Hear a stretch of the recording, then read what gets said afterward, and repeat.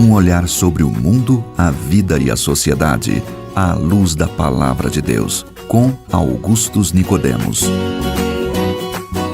Estamos de volta em mais uma edição do nosso programa Em Poucas Palavras. Que bom contar com a sua audiência. Eu sou Natsa Matias, apresentador do programa. Comigo, nosso comentarista âncora, pastor Augustus Nicodemos. Olá, pastor. Olá, Natsa, querido ouvinte. Quero saudá-lo e dizer da alegria de estar de volta aí ao seu receptor. Aproveita o nosso programa. O Brasil é um país predominantemente cristão. Essa afirmação diz respeito ao fato de que ele está dividido quase que entre católicos e evangélicos majoritariamente, e são consideradas religiões cristãs. Apesar disso, essas duas religiões não caminham juntas e não raramente os evangélicos criticam bastante a Igreja Católica e vice-versa. Quais são as razões dos evangélicos para criticarem a Igreja Católica e por que os evangélicos agem dessa maneira? Vamos analisar esse panorama no programa de hoje. Pastor Augustus, como o senhor vê a opinião dos evangélicos em relação ao catolicismo e por que isso acontece, né? Às vezes de forma até radical? Natsan, existem razões históricas e teológicas para essa posição meio que de antagonismo dos protestantes contra os católicos e, evidentemente, a primeira razão histórica é a reforma protestante do século XVI. Sim. Os evangélicos, eles são historicamente oriundos dessa reforma.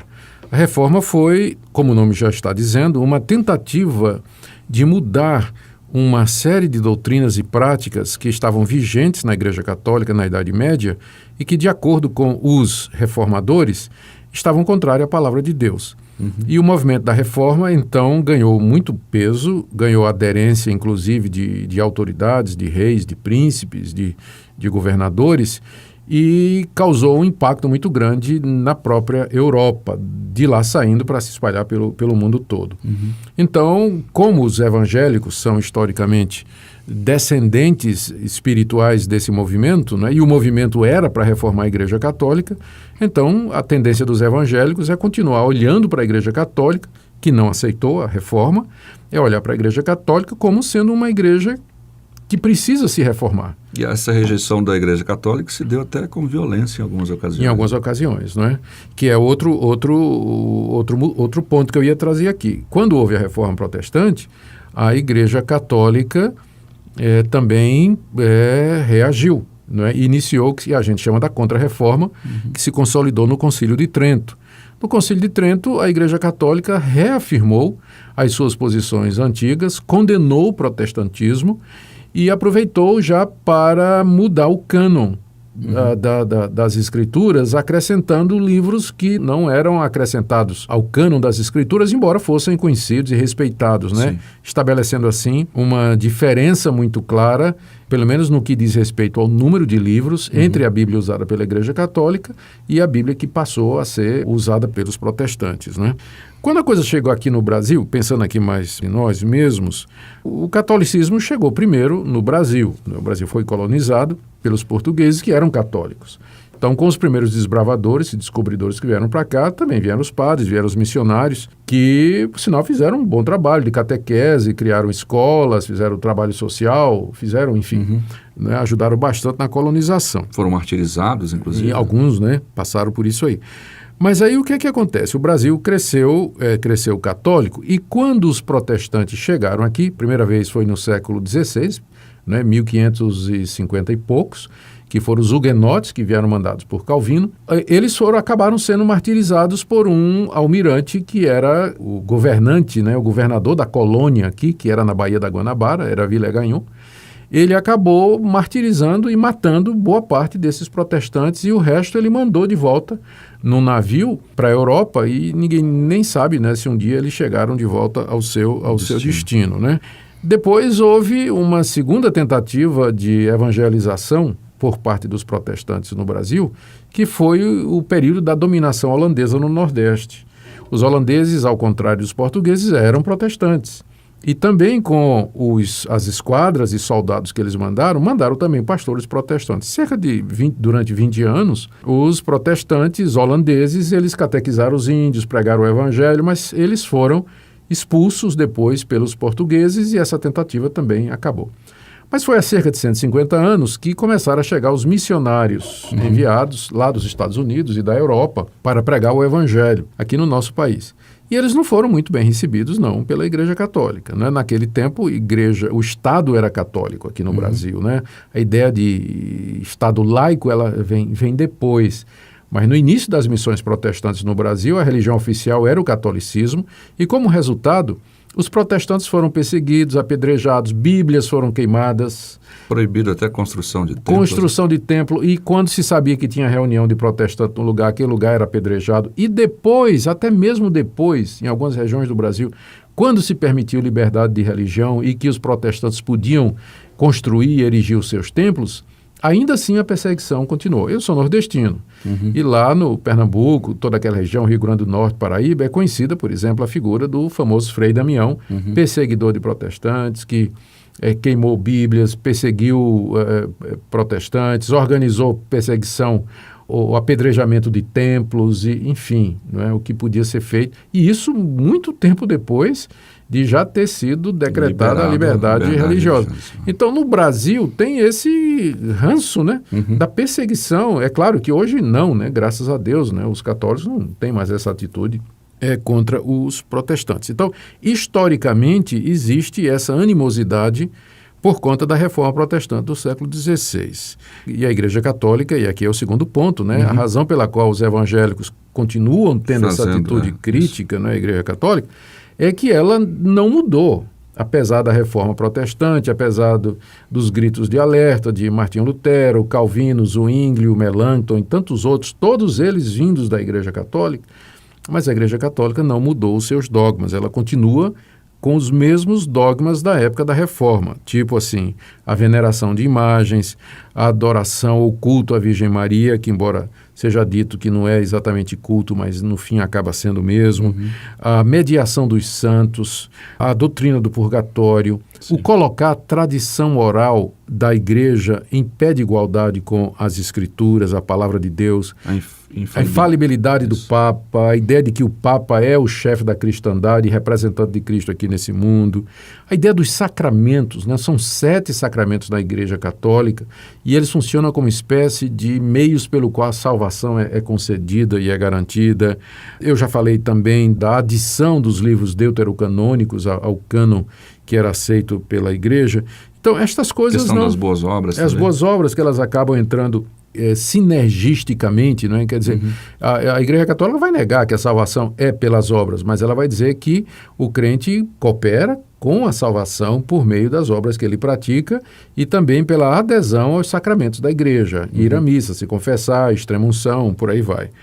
Então, por conta disso, os protestantes, eles continuam olhando para a Igreja Católica como sendo uma igreja que precisa se emendar. Ela precisa abrir mão das suas imagens, ela precisa renunciar à sua teoria que a salvação está ligada à igreja e aos sacramentos, né?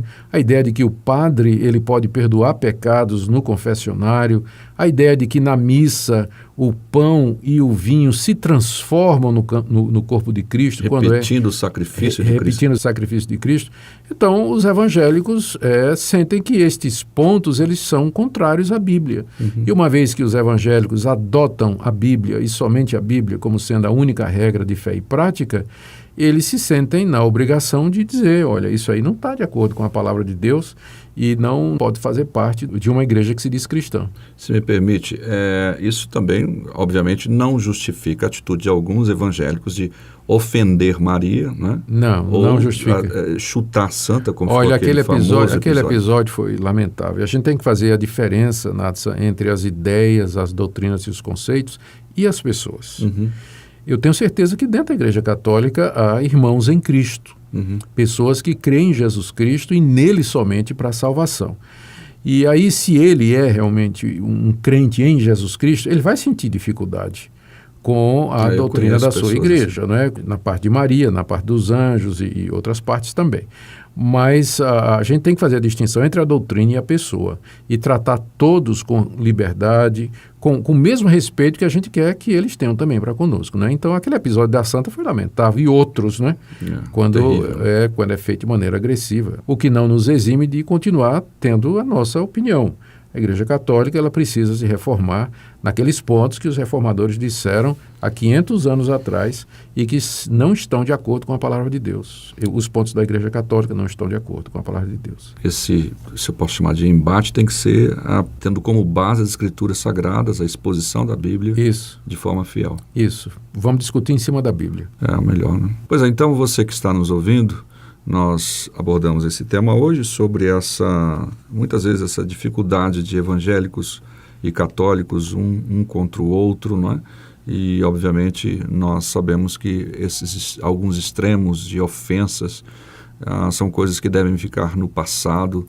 E agora, você que tem um amigo católico, você deve conversar com ele à luz da palavra de Deus, pura e simplesmente. Deixar que Deus, obviamente, faz o trabalho dele com o seu Espírito Santo. A nós nos cabe pregar a palavra e, obviamente, com inteligência, com argumentos apologéticos, ensinar a verdade, o caminho que é Jesus Cristo. Nós vamos ouvir uma música e daqui a pouquinho a gente está de volta.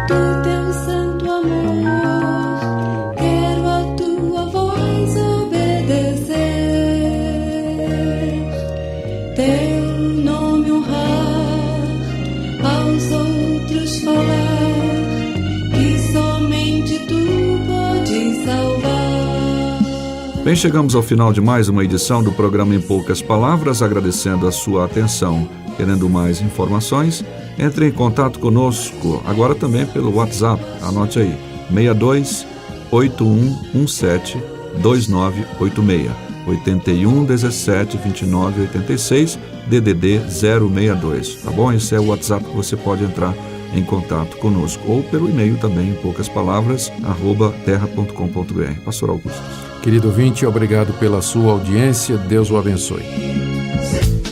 Se você deseja saber mais sobre esse e outros assuntos à luz da Palavra de Deus, domingo às 9 da manhã ou às 7 da noite, será um prazer conhecê-lo pessoalmente. Primeira Igreja Presbiteriana de Goiânia, Rua 68, esquina com 71 Centro.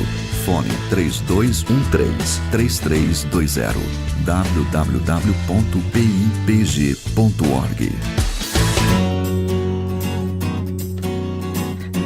Em poucas palavras,